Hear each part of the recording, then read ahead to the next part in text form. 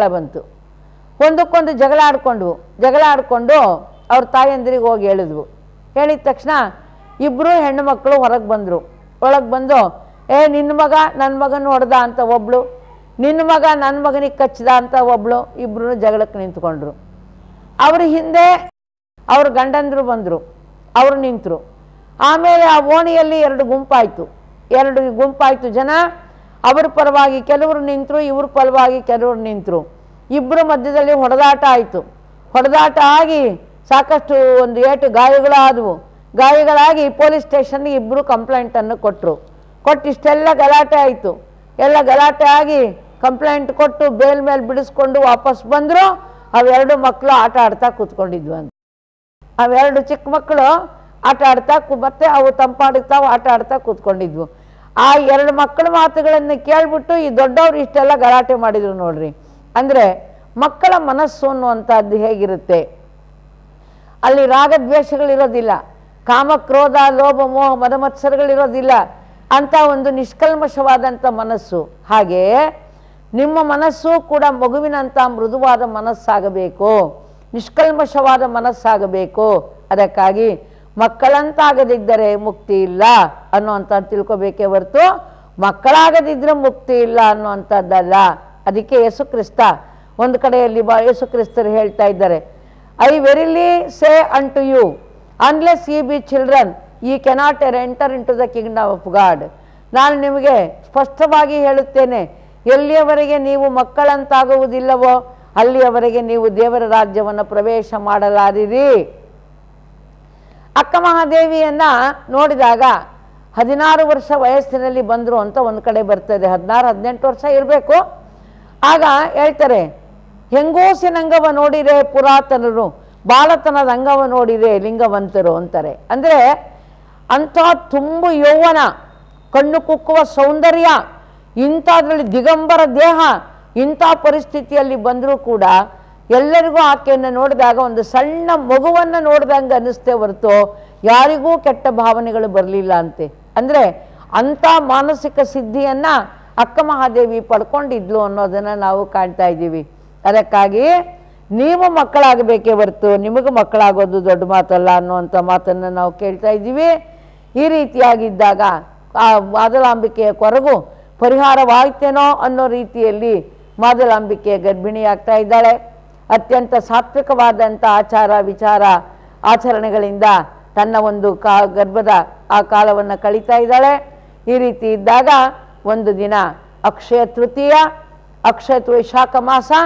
ವೈಶಾಖ ಮಾಸದ ಅಕ್ಷಯ ತೃತೀಯದ ದಿವಸ ಮಗುವಿನ ಜನನವಾಗ್ತಾ ಇದೆ. ಪೂರ್ಣ ಚಂದಿರನಾಗಿ ಇಳೆಗೆ ಬರುವಂತೆ ಬಸವಣ್ಣ ಬಾಲಕ ಮಗು ಬಸವಣ್ಣ ಇಳಿದು ಬರ್ತಾ ಇದ್ದಾರೆ ಅಕ್ಷಯ ತೃತೀಯದಂದು. ಅದು ಏಪ್ರಿಲ್ 30, 1134ನೇ ಇಸ್ವಿ.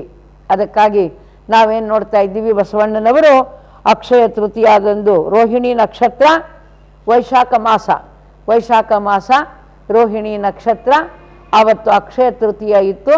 ಆವತ್ತಿನ ದಿನ ಬಸವಣ್ಣನವರು ಇಳೆಗಿಳಿದು ಬರ್ತಾ ಇದ್ದಾರೆ ಅನ್ನೋದನ್ನು ನಾವು ಕಾಣ್ತಾ ಇದ್ದೀವಿ. ಮತ್ತು ಅವರು ಇಳೆಗಿಳಿದು ಬರ್ತಿದ್ದಾಗೇನೆ ಒಂದು ವಿಶೇಷವಾದ ಒಂದು ಪ್ರಸಂಗ ನಡೀತಾ ಇದೆ, ಭಾಳ ಅದ್ಭುತವಾದ ಒಂದು ಪ್ರಸಂಗ. ಏನ್ರಿ ಅದು ಅಂತಂದರೆ, ಬಾಗೇವಾಡಿಯಲ್ಲಿ ಕೆಲವಾರು ದಿನಗಳ ಹಿಂದೆ ಒಂದು ಘಟನೆ ನಡೆದಿರ್ತಾ ಇದೆ. ಏನು ಘಟನೆ ರೀ ಅಂತಂದರೆ, ಬ್ರಾಹ್ಮಣರ ಕೇರಿಯಲ್ಲಿ ಒಂದು ಹಸುವಿನ ಕರು ಸತ್ತೋಗಿರುತ್ತೆ.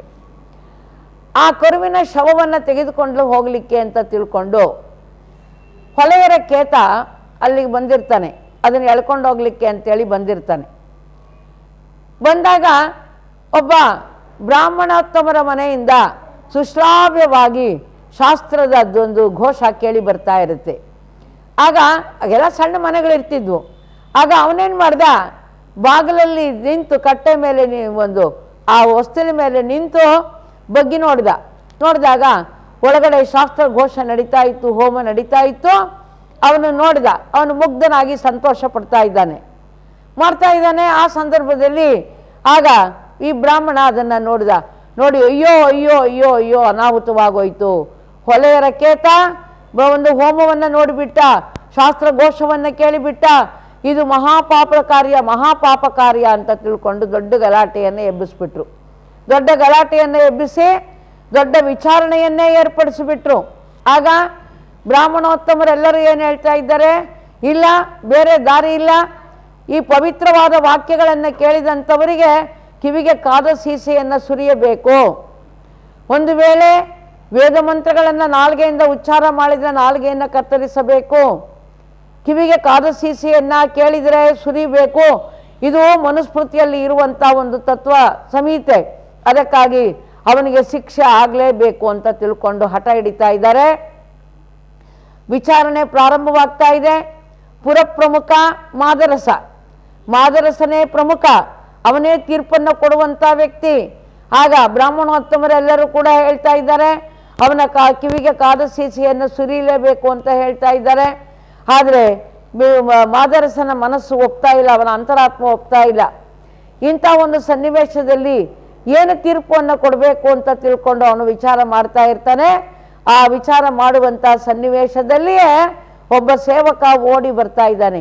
ಓಡಿ ಬಂದು, ಮಾದರಸ ಪ್ರಭುಗಳೇ, ಒಂದು ಸಂತೋಷದ ಸುದ್ದಿ, ತಮಗೆ ಗಂಡು ಮಗನ ಒಂದು ಜನನವಾಗಿದೆ, ಗಂಡು ಸಂತಾನ ಆಗಿದೆ ಅನ್ನುವಂಥ ವಿಷಯವನ್ನು ತಿಳಿಸ್ತಾ ಇದ್ದಾನೆ. ಆಗ ಥಟ್ಟನೆ ಮಾದರಸನ ಮನಸ್ಸಿನಲ್ಲಿ ಒಂದು ಆಲೋಚನೆ ಹೊಳಿತಾ ಇದೆ. ಆಗ ಅವನು ಹೇಳ್ತಾ ಇದ್ದಾನೆ, ನೋಡಿ ಇಲ್ಲಿ ಸೇರಿರುವಂಥ ಬ್ರಾಹ್ಮಣೋತ್ತಮರೇ, ಹೊಲೆಯರ ಕೇತ ಮಾಡಿರೋದು ತಪ್ಪೋ ಒಪ್ಪೋ, ತಪ್ಪು ಅಂತಲೇ ತಿಳ್ಕೊಳ್ಳೋಣ. ಆದರೆ ಇದೇ ಈಗ ಈ ಅಗ್ರಹಾರದ ಒಂದು ವಂಶಪಾರಂಪರ್ಯ ವೃತ್ತಿಯನ್ನು ಮುಂದುವರಿಸಿಕೊಂಡು ಹೋಗುವಂತಹ ಒಬ್ಬ ಗಂಡು ಮಗ ಹುಟ್ಟಿದ್ದಾನೆ ನನಗೆ ಅಂದಾಗ, ಇಂಥ ಸಂತೋಷ ಸುದ್ದಿಯನ್ನು ಕೇಳಿ ಈಗ ಕೇತನಿಗೆ ಶಿಕ್ಷೆಯನ್ನು ಕೊಡೋದು ಬೇಡ. ಇಂಥ ಹರ್ಷದ ಸುದ್ದಿಯನ್ನು ಕೇಳಿದ ಮೇಲೆ ಅವನ ಕಿವಿಗೆ ಕಾದ ಸೀಸೆಯನ್ನು ಸುರಿಯೋದು ಬೇಡ. ಅದಕ್ಕಾಗಿ ಅವನನ್ನು ಬೇಷರತ್ತಾಗಿ ಕ್ಷಮಿಸ್ತಾ ಇದ್ದೇನೆ ಅಂತ ತಿಳಿದುಕೊಂಡು ಹೇಳ್ತಾ ಇದ್ದಾನೆ. ಈಗ ಅವರಿಗೆಲ್ಲ ಏನು ಮಾತಾಡಕ್ಕೆ ಬರಲ್ಲ. ಯಾಕೆಂದ್ರೆ ಒಂದು ವೇಳೆ ನೀನು ಶಿಕ್ಷೆ ಕೊಡು ಅಂತಂದರೆ ಮಗ ಹುಟ್ಟಿದ ಸಂತೋಷ ಇಲ್ಲ ಅಂತ ಆಗೋಗುತ್ತೆ. ಅದಕ್ಕಾಗಿ ಅವರೆಲ್ಲರೂ ಕೂಡ ಆಗಲಿ ಅಂತಾರೆ. ಆಗ ಕೇತನಿಗೆ ಬಿಡುಗಡೆ ಆಗ್ತಾ ಇದೆ. ಆ ಸಂದರ್ಭದಲ್ಲಿ ಆ ಹೊಲೆಯರ ಕೇತನ ತಂದೆ ಹೇಳ್ತಾನೆ, ಮಗು ಪುಣ್ಯಾತ್ಮ, ಯಾವ ಗಳಿಗೆಯಲ್ಲಿ ನೀವು ಹುಟ್ಟಿ ಬಂದೆಪ್ಪ, ನೀನು ಹುಟ್ಟಿ ಬಂದು ನಮ್ಮ ಬಿಡುಗಡೆಗೆ ಕಾರಣನಾದೆ, ನಮ್ಮ ಬಿಡುಗಡೆಗೆ ಕಾರಣನಾಗ್ತಾ ಇದ್ದೀಯಾ ಅಂತ ತಿಳಿದುಕೊಂಡು ಹೇಳ್ತಾ ಇದ್ದಾನೆ. ಇದು ಬಹಳ ಅರ್ಥಗರ್ಭಿತವಾದ ಮಾತು. ನಿಜ, ಬಸವಣ್ಣನವರು ಇಡೀ ತಮ್ಮ ಜೀವನದಲ್ಲಿಯೇ ದಲಿತರು, ಅಸ್ಪೃಶ್ಯರು, ತುಳಿತಕ್ಕೊಳಗಾದವರು, ದಮನಕ್ಕೊಳಗಾದವರು, ಅವರ ಒಂದು ಉದ್ಧಾರಕ್ಕಾಗಿ ಬಿಡುಗಡೆಗಾಗಿ ಪ್ರಯತ್ನವನ್ನು ಮಾಡಿದ್ದಾರೆ ಎನ್ನುವಂಥದ್ದನ್ನು ನೋಡಿದಾಗ ಹೊಲೆಯರ ಕೇತನ ಬಿಡುಗಡೆ ಅತ್ಯಂತ ಸಾಂಕೇತಿಕ ಅಂತ ನಮಗೆ ಅನ್ನಿಸ್ತಾ ಇದೆ. ಈ ರೀತಿಯಾಗಿ ಬಸವಣ್ಣನವರು ಹುಟ್ಟಿ ಬರ್ತಾ ಇದ್ದಾರೆ. ಅಕ್ಷಯ ತೃತೀಯದಂದು ಹುಟ್ಟಿ ಬಂದು ಮುಂದೆ ಅವರು ಏನು ಮಾಡಿದರು ಅನ್ನೋದನ್ನು ನಂತರ ಹೇಳ್ತಾ ಇದ್ದೀನಿ. ಈಗ ಬಸವಣ್ಣನವರ ಜನನವಾಗಿದ್ದಕ್ಕೆ ನಾವು ಕೂಡ ಸಂತೋಷಪಟ್ಟು ಪ್ರವಚನವನ್ನು ಈಗ ನಾವು ಮಂಗಲಗೊಳಿಸೋಣ. ಎಲ್ಲರಿಗೂ ಶರಣು ಶರಣಾರ್ಥಿ. ಓಂ ಶ್ರೀ ಗುರು ಬಸವಲಿಂಗಾಯ ನಮಃ. ನಾರಿಯೊಬ್ಬಳು ಬಂದು ಭಾರಿಯೊಬ್ಬರ ಹೊತ್ತು ಆರೂಢ ಭಿಕ್ಷೆ ಬೇಡ್ಯಾಳು ಸುವಿ, ನಮ್ಮ ವೀರ ಬಸವಣ್ಣ ಬರುವಾಗ ಸುವಿ. ಇದು 12ನೇ ಶತಮಾನದ ಒಂದು ಕಾಲಜ್ಞಾನ ವಚನ. ಈ ಕಾಲಜ್ಞಾನಕ್ಕೆ ಸರಿಯಾಗಿ ಆ ಕಾಲಜ್ಞಾನವನ್ನು ಸಾಕಾರಗೊಳಿಸೋದಕ್ಕಾಗೇನೋ ಎಂಬಂತೆ ಅವತರಿಸಿ ಬಂದಿರತಕ್ಕಂಥವರು ಚಿನ್ಮೂಲಾದ್ರಿಯ ಚಿತ್ಕಳೆಯಾಗಿರುವ ಪರಮ ಪೂಜ್ಯ ಶ್ರೀಮನ್ನಿರಂಜನ ಮಹಾಜಗದ್ಗುರು ಮಾತೆ ಮಹಾದೇವಿ ತಾಯಿಯವರು 1946ರಲ್ಲಿ ಚಿನ್ಮೂಲಾದ್ರಿಯ ಚಿತ್ಕಳೆಯಾಗಿ ಚಿತ್ರದುರ್ಗದಲ್ಲಿ ಡಾಕ್ಟರ್ ಬಸಪ್ಪ ಮತ್ತು ಶರಣೆ ಗಂಗಮ್ಮನವರ ಚಿದ್ಗರ್ಭದಲ್ಲಿ ಜನಿಸಿರ್ತಕ್ಕಂತಹ ರತ್ನ, ಅಮೂಲ್ಯವಾದಂತಹ ರತ್ನ. ಲಿಂಗಾಯತ ಧರ್ಮ, ಲಿಂಗಾಯತ ಸಮಾಜ, ಕನ್ನಡ ನಾಡು, ಭಾರತ ದೇಶ ಎಲ್ಲರಿಗೂ ಕೂಡ ವಿಶ್ವಕ್ಕೆ ಅಮೂಲ್ಯವಾದ ರತ್ನವಾಗಿ ಅವತರಿಸಿರುವಂಥವರು ಪರಮ ಪೂಜ್ಯ ಮಾತಾಜಿಯವರು. ಪ್ರವಚನ ಪಿತಾಮಹರಾದ ಪರಮ ಪೂಜ್ಯ ಲಿಂಗೈಕ್ಯ ಮಹಾಜಗದ್ಗುರು ಲಿಂಗಾನಂದ ಮಹಾಸ್ವಾಮೀಜಿಯವರ ಕರಕಮಲ ಸಂಜಾತರಾಗಿ ವಿಶ್ವದ ಪ್ರಪ್ರಥಮ ಮಹಿಳಾ ಜಗದ್ಗುರು ಎಂಬ ಖ್ಯಾತಿಯನ್ನು ಹೊತ್ತಿರುವ ಜಗತ್ತಿನ ಮೊಟ್ಟ ಮೊದಲ ಮಹಿಳಾ ಜಗದ್ಗುರುಗಳು, ಅಪೂರ್ವ ವಾಗ್ಮಿಗಳು, ಉತ್ತುಂಗ ಸಾಹಿತಿಗಳು, ಕ್ರಾಂತಿಕಾರಿ ಧರ್ಮ ಪ್ರಸಾರಕರು ಆಗಿರುವ ಧರ್ಮ ಕ್ರಾಂತಿಯ ಧೀರ ಯೋಗಿಣಿಯಂತೆ ಪ್ರಖ್ಯಾತರಾಗಿರುವ ಪರಮ ಪೂಜ್ಯ ಮಹಾಜಗದ್ಗುರು ಮಾತಾಜಿಯವರು ಲಕ್ಷಾಂತರ ಭಕ್ತರಿಂದ ಮಾತಾಜಿ ಎಂಬ ಅಭಿಧಾನವನ್ನೇ ಹೊತ್ತು ಕರ್ನಾಟಕ, ಮಹಾರಾಷ್ಟ್ರ, ಆಂಧ್ರ ಪ್ರದೇಶ, ತಮಿಳುನಾಡು, ಗೋವಾ, ಕೇರಳ, ದೆಹಲಿ ಮತ್ತು ಭಾರತದ ಇತರ ರಾಜ್ಯಗಳಿಂದ ಮತ್ತು ದೇಶ ವಿದೇಶಗಳಲ್ಲಿ ಪ್ರಸಿದ್ಧರಾಗಿರುವ ಪರಮ ಪೂಜ್ಯ ಮಾತಾಜಿಯವರು ತಮ್ಮ ಅಮೋಘವಾಣಿಯಿಂದ ಬಸವ ತತ್ವವನ್ನು, ಭಾರತೀಯ ಸಂಸ್ಕೃತಿಯ ಹಿರಿಮೆಯನ್ನು, ಶರಣ ಸಂಸ್ಕೃತಿಯ ಪರಂಪರೆಯ ಒಂದು ವೈಶಿಷ್ಟ್ಯವನ್ನು ದೇಶ ವಿದೇಶಗಳಲ್ಲಿ ಯಶಸ್ವಿಯಾಗಿ ಬಿತ್ತರಿಸುತ್ತಿರುವಂತಹ ಪರಮ ಪೂಜ್ಯ ಮಾತಾಜಿಯವರು ಭಕ್ತಿ, ಜ್ಞಾನ, ವಿರಕ್ತಿಗಳ ದಿವ್ಯ ಸಂಗಮವಾಗಿದ್ದಾರೆ. ಪರಮ ಪೂಜ್ಯ ಲಿಂಗೈಕ್ಯ ಮಹಾಜಗದ್ಗುರು ಲಿಂಗಾನಂದ ಮಹಾಸ್ವಾಮೀಜಿಯವರು ಲಿಂಗೈಕ್ಯರಾದ ನಂತರ 1995ರಲ್ಲಿ ಜೂನ್ 30ರಂದು ಪರಮ ಪೂಜ್ಯ ಲಿಂಗೈಕ್ಯ ಮಹಾಜಗದ್ಗುರು ಲಿಂಗಾನಂದ ಮಹಾಸ್ವಾಮೀಜಿಯವರು ಕ್ರಿಯಾ ವಿಶ್ರಾಂತಿಯನ್ನು ತೆಗೆದುಕೊಂಡರು, ಲಿಂಗೈಕ್ಯರಾದರು. 1996 ಜನವರಿ 13ರಂದು ಪರಮ ಪೂಜ್ಯ ಮಾತಾಜಿಯವರು ಕೂಡಲ ಸಂಗಮದ ಪರಮೋಚ್ಚ ಪೀಠಾಧೀಶರು, ಬಸವ ಧರ್ಮದ ಪರಮೋಚ್ಚ ಪೀಠಾಧೀಶರಾಗಿ ಪೀಠಾರೋಹಣವನ್ನು ಮಾಡಿದರು. ಪರಮ ಪೂಜ್ಯ ಮಾತಾಜಿಯವರು ವಿಶ್ವ ಕಲ್ಯಾಣ ಮಿಷನ್ ವತಿಯಿಂದ, ಸುವಿಧಾನ ಸುಗ್ರಂಥ ಮಾಲೆಯ ವತಿಯಿಂದ ಇಲ್ಲಿಯವರೆಗೆ 120 ಗ್ರಂಥಗಳನ್ನು, ಉದ್ಗ್ರಂಥಗಳನ್ನು ಪ್ರಕಟಿಸುವುದರ ಮೂಲಕ, 100 ಪುಸ್ತಕಗಳನ್ನು ಸ್ವತಃ ತಾವೇ ಬರೆಯುವುದರ ಮೂಲಕ ಜಗತ್ ಪ್ರಸಿದ್ಧರಾಗಿದ್ದಾರೆ. ಪರಮ ಪೂಜ್ಯ ಮಾತಾಜಿಯವರು ಬರೆದಿರತಕ್ಕಂತಹ ಶ್ರೇಷ್ಠ ಕೃತಿಗಳಲ್ಲಿ ಒಂದಾದ ಜಗನ್ಮಾತೆ ಅಕ್ಕ ಮಹಾದೇವಿಯವರ ಜೀವನ ಕುರಿತಾದಂತಹ ತರಂಗಿಣಿ ಮತ್ತು ಸಾಮಾಜಿಕ ಕಾದಂಬರಿ ಹೆಪ್ಪಿಟ್ಟ ಹಾಲು ಮತ್ತು ಬಸವ ತತ್ವ ದರ್ಶನ ಪುಸ್ತಕಗಳು, ಬಸವ ಧರ್ಮದ ಸಂಸ್ಕಾರಗಳು, ಬಸವ ದರ್ಶನ ಮತ್ತು ಬಸವ ವಚನ ದೀಪ್ತಿ ಇಂತಹ 100 ಗ್ರಂಥಗಳನ್ನು ಬರೆದಿರುವಂತಹ ಪರಮ ಪೂಜ್ಯ ಮಾತಾಜಿಯವರು ಉತ್ತುಂಗ ಸಾಹಿತಿಗಳು. ಅಷ್ಟೇ ಅಲ್ಲ, ಅಮೋಘವಾಣಿಯಿಂದ ತಮ್ಮ ಪ್ರವಚನಗಳನ್ನು ಸಿಡಿಗಳ ಮೂಲಕ, DVD ಮೂಲಕ, ಕೆಸೆಟ್ಗಳ ಮೂಲಕ ಪ್ರಚಾರ ಮಾಡ್ತಾ ಇರುವಂತಹ ಪರಮ ಪೂಜ್ಯ ಮಾತಾಜಿಯವರು ಕ್ರಾಂತಿಯೋಗಿ ಬಸವಣ್ಣ ಅನ್ನುವಂತಹ ಚಲನಚಿತ್ರವನ್ನು ನಿರ್ಮಾಣ ಮಾಡುವುದರ ಮೂಲಕ ಈ ಒಂದು ಸಮಾಜಕ್ಕೆ ಗುರು ಬಸವಣ್ಣನವರ ಪರಿಚಯವನ್ನು ಮಾಡಿಕೊಟ್ಟಂತಹ ಮಹಾನ್ ಚೇತನ ಪರಮ ಪೂಜ್ಯ ಮಾತಾಜಿಯವರು. ಪೂಜ್ಯ ಮಾತಾಜಿಯವರ ಮೊದಲ ಕಾದಂಬರಿ ಹೆಪ್ಪಿಟ್ಟ ಹಾಲು. ಈ ಹೆಪ್ಪಿಟ್ಟ ಹಾಲು ಕಾದಂಬರಿಗೆ ರಾಜ್ಯ ಸಾಹಿತ್ಯ ಅಕಾಡೆಮಿಯ ಬಹುಮಾನ ಬಂದಿದೆ. ಆಮೇಲೆ ಅಕ್ಕ ಮಹಾದೇವಿಯವರ ಜೀವನವನ್ನು ಕುರಿತಾದ ತರಂಗಿಣಿ ಪೂಜ್ಯ ಮಾತಾಜಿಯವರ ಸಿದ್ಧಹಸ್ತದಲ್ಲಿ ರೂಪುಗೊಂಡಂತಹ 2ನೆಯ ಕಾದಂಬರಿ. ಈ ಅನೇಕ ಗ್ರಂಥಗಳನ್ನು, ಹಿಂದೂ ಯಾರು, ಲಿಂಗಾಯತ ಧರ್ಮದ ಕೈಪಿಡಿ, ಇಂತಹ ಒಂದು ಗ್ರಂಥಗಳನ್ನು, ಶ್ರೇಷ್ಠವಾದಂಥ ಕೃತಿಗಳನ್ನು ಪರಮ ಪೂಜ್ಯ ಮಾತಾಜಿಯವರು ರಚಿಸಿದ್ದಾರೆ. ಅವರ ಹಸ್ತದಲ್ಲಿ ಇಂಥ ಅನೇಕ ಗ್ರಂಥಗಳು ಮತ್ತು ಧರ್ಮ ಪ್ರಚಾರವನ್ನು ಮಾಡೋದಕ್ಕೆ ಯಾವ ಯಾವ ಸಾಧನಗಳನ್ನು ಬಳಸ್ಕೊಳ್ಬೇಕು ಅನ್ನುವಂಥದ್ದನ್ನು ನಾವು ಎಲ್ಲರೂ ಕೂಡ ಇವತ್ತು ಪೂಜ್ಯ ಮಾತಾಜಿಯವರಿಂದಲೇ ಕಲಿಬೇಕಾದಂಥದ್ದು. ಒಂದು ಉಂಗುರದಿಂದ ಹಿಡ್ಕೊಂಡು ಚಲನಚಿತ್ರದವರೆಗೆ, ಕ್ಯಾಸೆಟ್ನಿಂದ ಹಿಡ್ಕೊಂಡು DVDಗಳವರೆಗೆ ಪ್ರತಿಯೊಂದು ಸಾಧನಗಳನ್ನು ಬಳಸಿಕೊಂಡು ಬಸವ ಧರ್ಮವನ್ನು ದೇಶ ವಿದೇಶಗಳಲ್ಲಿ ಪರಮ ಪೂಜ್ಯ ಮಾತಾಜಿಯವರು ಬಿತ್ತರಿಸ್ತಾ ಇದ್ದಾರೆ. ಮತ್ತು ಸಂಘಟನಾತ್ಮಕವಾಗಿ ಎಲ್ಲ ಕಡೆಯಲ್ಲೂ ಕೂಡ ರಾಷ್ಟ್ರೀಯ ಬಸವ ದಳಗಳನ್ನು ಸ್ಥಾಪನೆ ಮಾಡೋದ್ರ ಮೂಲಕ ಇವತ್ತು ಸಾವಿರಾರು ಶಾಖೆಗಳು, ಲಕ್ಷಾಂತರ ಜನ ಕಾರ್ಯಕರ್ತರು ಪರಮ ಪೂಜ್ಯ ಮಾತಾಜಿಯವರ ಮಾರ್ಗದರ್ಶನದಲ್ಲಿ ಬಸವ ತತ್ವದ ಪ್ರಚಾರಕ್ಕಾಗಿ, ಲಿಂಗಾಯತ ಧರ್ಮದ ಪ್ರಚಾರಕ್ಕಾಗಿ ಕ್ರಿಯಾಮೂರ್ತಿಗಳಾಗಿ ಮತ್ತು ಬಸವ ಭಕ್ತರಾಗಿ, ಜಂಗಮ ಮೂರ್ತಿಗಳಾಗಿ ಇವತ್ತು ನಾಡಿನಾದ್ಯಂತ ಎಲ್ಲ ಕಡೆಯಲ್ಲೂ ಕೂಡ ಪ್ರಚಾರ ಮಾಡ್ತಾ ಇದ್ದಾರೆ ಅನ್ನೋದನ್ನು ನಾವು ನೋಡ್ತಾ ಇದ್ದೇವೆ. ಕೂಡಲ ಸಂಗಮವನ್ನು ಲಿಂಗಾಯತ ಧರ್ಮದ ಧರ್ಮಕ್ಷೇತ್ರ, ಪವಿತ್ರವಾದಂಥ ಕ್ಷೇತ್ರ, ಮುಸಲ್ಮಾನರಿಗೆ ಹೇಗೆ ಮೆಕ್ಕಾ ಮತ್ತು ಮದಿನಾ ಪವಿತ್ರ ಕ್ಷೇತ್ರಗಳು, ಆ ರೀತಿಯಲ್ಲಿ ಲಿಂಗಾಯತ ಧರ್ಮದ ಅನುಯಾಯಿಗಳಿಗೆ, ಬಸವ ತತ್ವದ ಅನುಯಾಯಿಗಳಿಗೆ ವಿಶ್ವಗುರು ಬಸವಣ್ಣನವರ ವಿದ್ಯಾಭೂಮಿ, ತಪೋಸ್ಥಾನ ಹಾಗೂ ಐಕ್ಯ ಕ್ಷೇತ್ರವಾಗಿರ್ತಕ್ಕಂತಹ ಕೂಡಲ ಸಂಗಮ ಇದು ಪವಿತ್ರವಾದಂಥ ಕ್ಷೇತ್ರ. ವರ್ಷಕ್ಕೆ ಒಮ್ಮೆಯಾದರೂ ನಾವು ಬಸವ ಧರ್ಮದ ಸಂಸ್ಥಾಪನಾ ದಿನ ಜನವರಿ 14ರಂದು ಎಲ್ಲರೂ ಬಸವ ಭಕ್ತರೆಲ್ಲರೂ ಸೇರಿ ಸಮುದಾಯ ಪ್ರಾರ್ಥನೆಯನ್ನು ಮಾಡಬೇಕು, ಸಾಮೂಹಿಕ ಇಷ್ಟಲಿಂಗ ಪೂಜೆಯಲ್ಲಿ ಭಾಗಿಗಳಾಗಬೇಕು, ಗಣಲಿಂಗ ದರ್ಶನವನ್ನು ಮಾಡಬೇಕು ಅನ್ನುವಂತಹ ನಿಯಮವನ್ನು ವಿಧಿಸಿ ಈ ಶರಣ ಮೇಳವನ್ನು ಪ್ರಾರಂಭ ಮಾಡಿದರು. 24 ಶರಣ ಮೇಳಗಳು ಅತ್ಯಂತ ಯಶಸ್ವಿಯಾಗಿ ಜರುಗಿವೆ. ಈಗ ನಾವು 25ನೆಯ ಶರಣ ಮೇಳ ಬೆಳ್ಳಿ ಹಬ್ಬ ಆಚರಣೆಯಲ್ಲಿ ಒಂದು ಸಂಭ್ರಮದಲ್ಲಿದ್ದೇವೆ.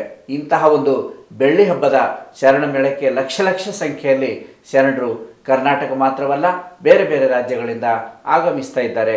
ಈ ಸಂದರ್ಭದಲ್ಲಿ ಪರಮ ಪೂಜ್ಯ ಮಾತಾಜಿಯವರ 26 DVD ಪ್ರವಚನದ DVD ವಿಶ್ವ ಕಲ್ಯಾಣ ಮಿಷನ್ ವತಿಯಿಂದ ನಿರ್ಮಾಣ ಮಾಡಲಾಗ್ತಾ ಇದೆ. ಹಿಂದೆಯೂ ಕೂಡ ಅನೇಕ CD ಮತ್ತು ಪ್ರವಚನದ DVD ಕೂಡ ನಿರ್ಮಾಣ ಮಾಡಲಾಗಿದೆ. ಈ ಒಂದು ಬೃಹತ್ ಸಂಖ್ಯೆಯಲ್ಲಿ ಅಂದರೆ 26 DVD ಮತ್ತು ನಮ್ಮ ಪ್ರವಚನದ 10 DVD 36 DVD ಏಕಕಾಲಕ್ಕೆ ಈ ಬೆಳ್ಳಿ ಹಬ್ಬದ ಶರಣ ಮೇಳದಲ್ಲಿ ಬಿಡುಗಡೆ ಆಗ್ತಾ ಇರೋದೇ ಈ ಒಂದು ಶರಣ ಮೇಳ ಬೆಳ್ಳಿ ಹಬ್ಬದ ವಿಶೇಷತೆ ಅಂತ ಹೇಳ್ಬೋದು. ನಿರ್ಭೀತ ನಿಲುವು, ತತ್ವನಿಷ್ಠೆ ಮತ್ತು ಸತ್ಯಪ್ರಿಯತೆ, ಸಮಾಜೋದ್ಧಾರದ ಕಳಕಳಿ ಇವುಗಳಿಂದ ವೈಶಿಷ್ಟ್ಯಪೂರ್ಣರಾಗಿರುವ ಪರಮ ಪೂಜ್ಯ ಮಾತಾಜಿಯವರು ತಮ್ಮ ಅಮೋಘವಾಣಿಯಿಂದ ಜನರನ್ನು ಆಕರ್ಷಿಸಿ ಮುದಗೊಳಿಸಿ ಚೇತನಿಸ್ತಕ್ಕಂಥ ಒಂದು ದೈವಿ ಶಕ್ತಿಯನ್ನು ಹೊಂದಿದ್ದಾರೆ.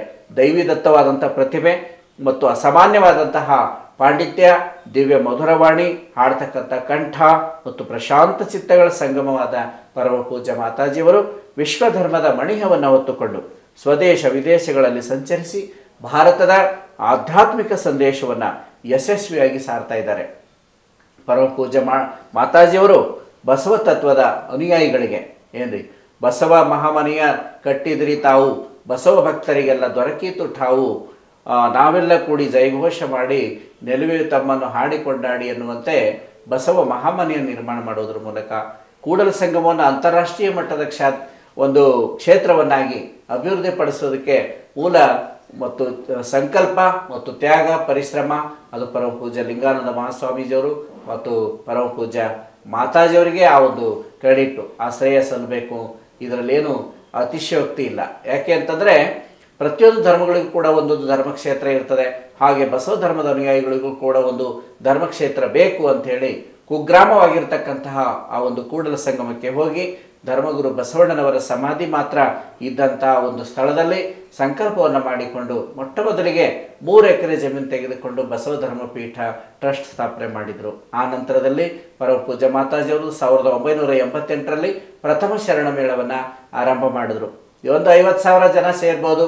ಯಾಕೆಂದರೆ ಲಿಂಗಾಯತ್ ಸಮಾಜದಲ್ಲಿ ಒಂದು ಕಡೆ ಕೂಡಿ ಗೊತ್ತಿಲ್ಲ, ಜಗಳ ಆಡಿದ್ದು ಗೊತ್ತೇ ವಿನಃ ಕೂಡಿ ಗೊತ್ತಿಲ್ಲ ಅನ್ನುವಂಥ ಒಂದು ಮಾತಿತ್ತು. ಆ ಸಂದರ್ಭದಲ್ಲಿ ಧೈರ್ಯವನ್ನು ಮಾಡಿ ಅತ್ಯಂತ ಸಾಹಸದಿಂದ ಪೂಜ್ಯ ಮಾತಾಜಿಯವರು ಶರಣ ಮೇಳವನ್ನು ಪ್ರಾರಂಭ ಮಾಡಿದರು.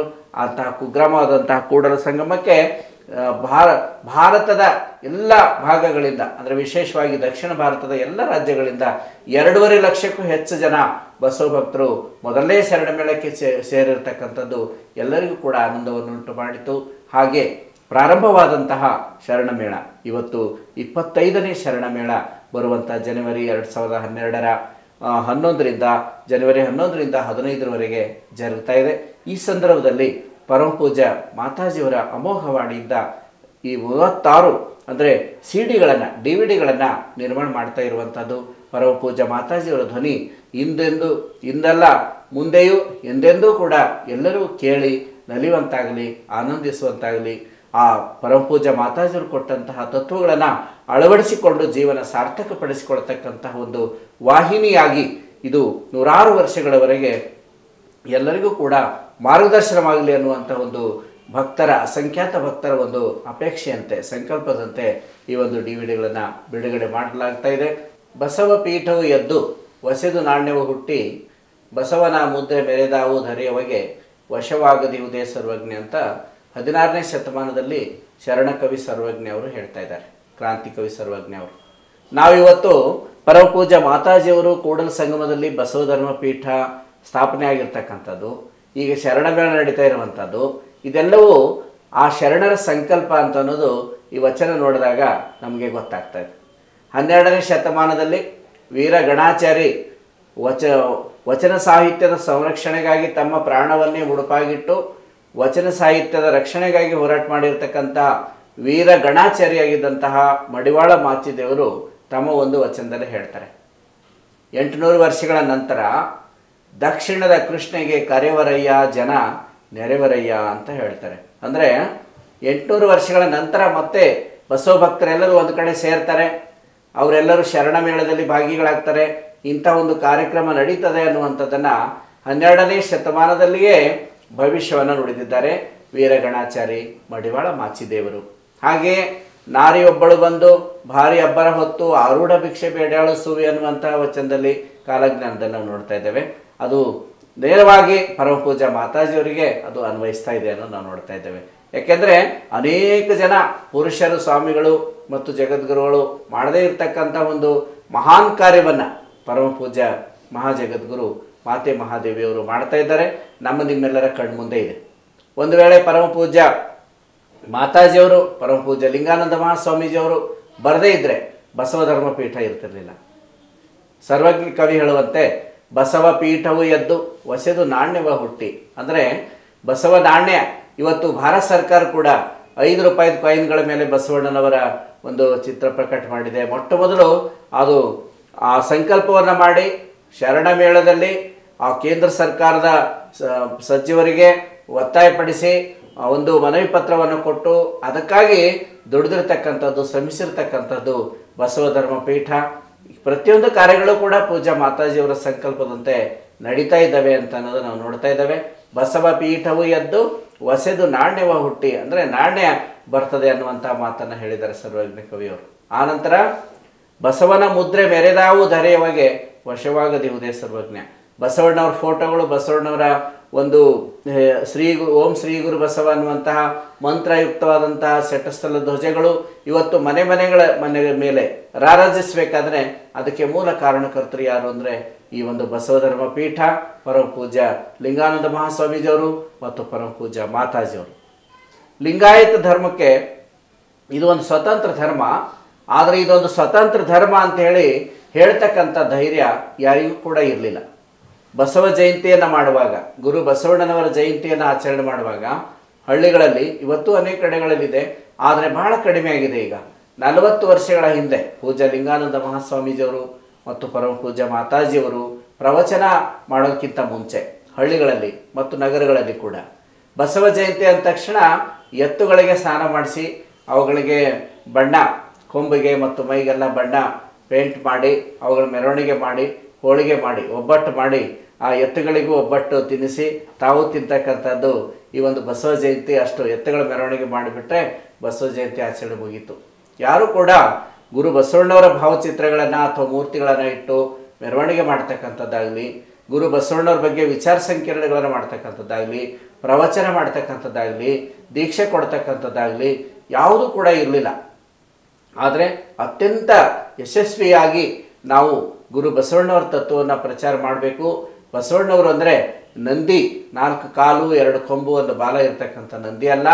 ಬಸವಣ್ಣನವರು ಅಂದರೆ ಲಿಂಗಾಯತ ಧರ್ಮದ ಸಂಸ್ಥಾಪಕರು, ಈ ಬಸವ ಧರ್ಮದ ಸಂಸ್ಥಾಪಕರು ಅಂತಕ್ಕಂಥ ಮಾತನ್ನು, ಪ್ರವಾದಿಗಳು ಅನ್ನುವಂಥ ಮಾತನ್ನು, ಈ ವಿಚಾರವನ್ನು ಸಮಾಜಕ್ಕೆ ತಿಳಿಸಿಕೊಟ್ಟವರು ಈ ಪೂಜ್ಯದ್ವಯರು, ಪೂಜ್ಯ ಲಿಂಗಾನಂದ ಮಹಾಸ್ವಾಮೀಜಿಯವರು ಮತ್ತು ಪರಮ ಪೂಜ್ಯ ಮಾತಾಜಿಯವರು. ಬಸವನ ಮುದ್ರೆ ಮೆರೆದಾವು ಅಂದಾಗ ಇವತ್ತು ನಾವು ಪ್ರತಿ ಮನೆಗಳಲ್ಲೂ ಬಸವ ಜಯಂತಿ ಆಗಿರ್ಬೋದು, ಬಸವ ಪಂಚಮಿ ಆಗಿರ್ಬೋದು, ಆ ಕಾರ್ಯಕ್ರಮಗಳಲ್ಲಿ ಮತ್ತು ಅನೇಕ ಜನ ನಮ್ಮ ರಾಷ್ಟ್ರೀಯ ಬಸವಣ್ಣದ ಶರಣರು ಪ್ರತಿಯೊಬ್ಬರು ಪ್ರವಚನಗಳನ್ನು ಕೇಳಿ ಯಾರು ಪ್ರಭಾವಿತರಾಗಿದ್ದಾರೆ ಅವರೆಲ್ಲರ ಮನೆಗಳ ಮೇಲೆ ನಾವು ಷಟ್ಕೋನ ಬಸವ ಮಂತ್ರ ಹೊಂದಿರತಕ್ಕಂಥ ಒಂದು ಧ್ವಜವನ್ನು ನಾವು ಹಾಕಿದ್ದು ನಾವು ನೋಡ್ತಾ ಇದ್ದೇವೆ. ಅಂದರೆ ಲಿಂಗಾಯತ ಧರ್ಮ ಒಂದು ಸ್ವತಂತ್ರ ಧರ್ಮ, ಧರ್ಮಗುರು ಬಸವಣ್ಣನವರೇ ಇದರ ಸಂಸ್ಥಾಪಕರು ಮತ್ತು ಪ್ರತಿಯೊಂದು ಧರ್ಮ ಹೇಗೆ ಒಂದು ಕ್ಷೇತ್ರವನ್ನು ಹೊಂದಿರ್ತದೋ ಆ ರೀತಿಯಲ್ಲಿ ಲಿಂಗಾಯತ ಧರ್ಮ ಕ್ಷೇತ್ರ ಕೂಡಲ ಸಂಗಮ ಮತ್ತು ಶರಣಭೂಮಿ ಬಸವ ಕಲ್ಯಾಣ ಅನ್ನೋದನ್ನು ಪರಮ ಪೂಜ್ಯ ಮಾತಾಜಿಯವರು ಗುರುತಿಸಿದರು. ಪರಮ ಪೂಜ್ಯ ಮಾತಾಜಿಯವರು 2002ರಲ್ಲಿ ಅಲ್ಲಿ 3 ಎಕರೆ ಜಮೀನು ಮೊದಲು ಖರೀದಿಸಿದರು. ಆ ನಂತರದಲ್ಲಿ ಈಗ 20 ಎಕರೆ ಇದೆ.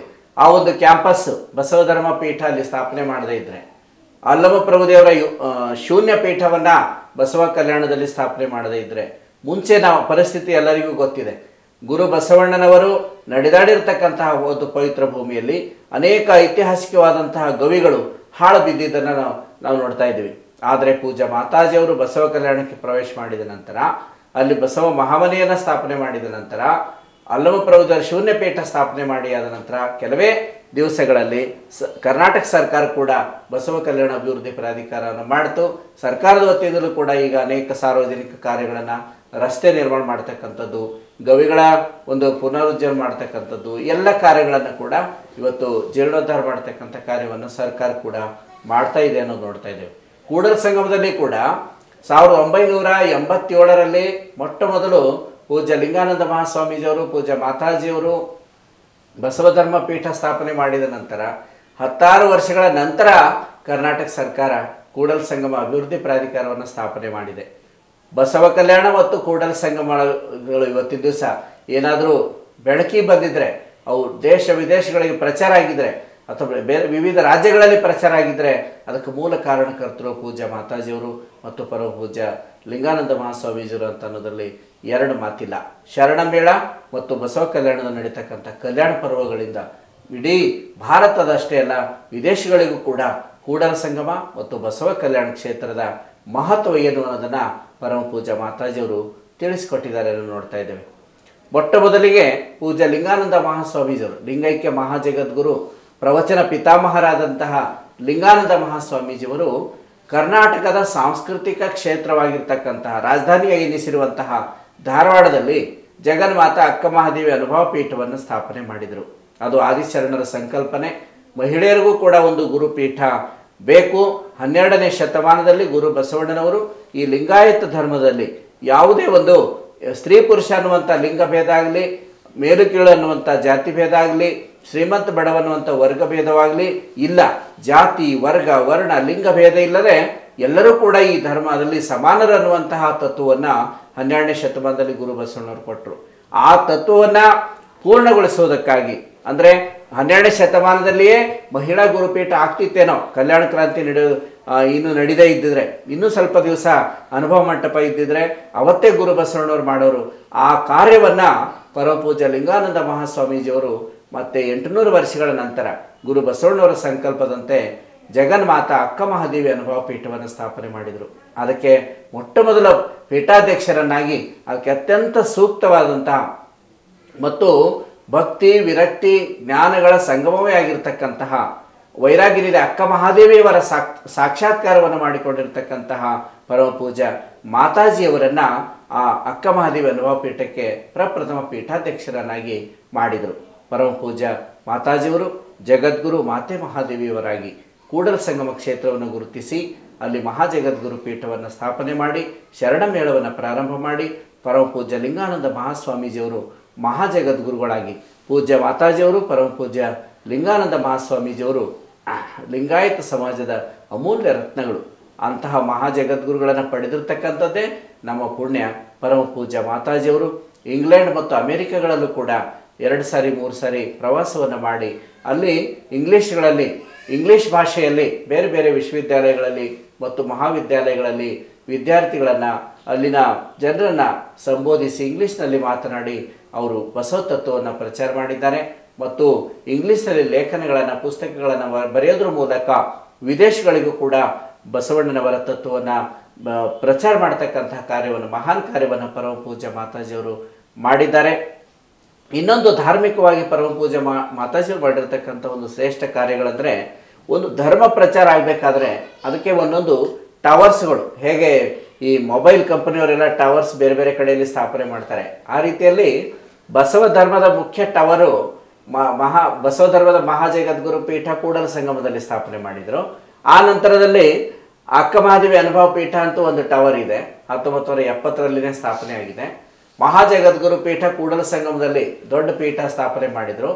ಆ ನಂತರ ಅದರ ಶಾಖೆಯಾಗಿ ಬಸವ ಕಲ್ಯಾಣದಲ್ಲಿ ಅಲ್ಲಮಪ್ರಭುದೇವರ ಶೂನ್ಯ ಪೀಠ, ಮಹಾರಾಷ್ಟ್ರ ರಾಜ್ಯದ ಕೊಲ್ಲಾಪುರ ಜಿಲ್ಲೆಯ ಹಾತಕಣಗಲೆ ಹತ್ತಿರ ಅಳತೆ ಗ್ರಾಮದ ಒಂದು ಬೆಟ್ಟದ ಪ್ರದೇಶ ಮೇಲೆ ಅದು ಅಲ್ಲಮಪ್ರಭುದೇವರ ಒಂದು ಮತ್ತು ಸಿದ್ದರಾಮೇಶ್ವರರ ಒಂದು ತಪಸ್ ಮಾಡಿರ್ತಕ್ಕಂಥ ಸ್ಥಳ ಅಲ್ಲಮಗಿರಿ.